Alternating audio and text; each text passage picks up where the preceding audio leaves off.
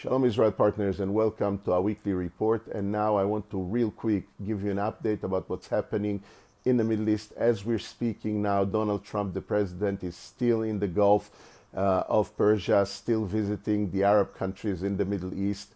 And literally this time he just jumped over Israel and chose not to stop here, even though he's visiting the Middle East. This gives a strength and power to the Arab nations surrounding us, because their interpretation is that maybe now, when they are able to offer America a big deal in terms of economical advantages, Donald Trump promised that he's going to restore the economy of America, and we heard that he signed deals here in the Middle East for $1.2 billion with the Gulf countries, with Saudi Arabia, Qatar, Bahrain, and chose not even to visit Israel at this time.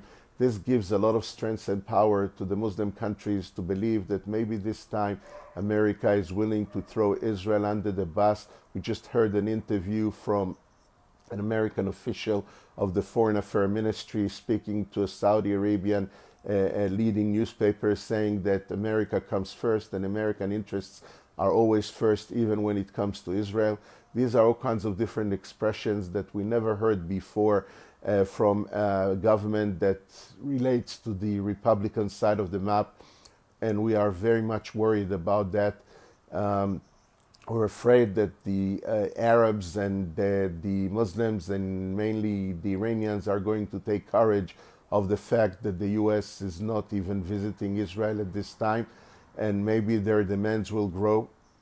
We're hearing that President Trump was meeting with al-Julani, who's so-called the president of Syria, and even giving him some compliments, saying that he's an attractive young man, and even relating to his past. I must tell you that we are very much afraid of what's happening there. We need to be very worried, just to realize that this man, who is the president of Syria, 6 months ago was a member of ISIS.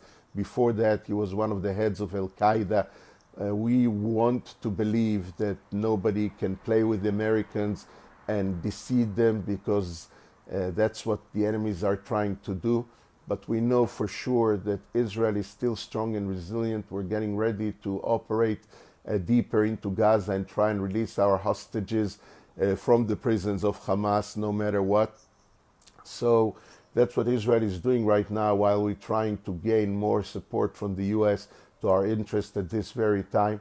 We're praying for this visit to end, and for America not to be taken for granted in the Middle East, to stand with Israel. That's the important part. Shabbat Shalom. Bye for now.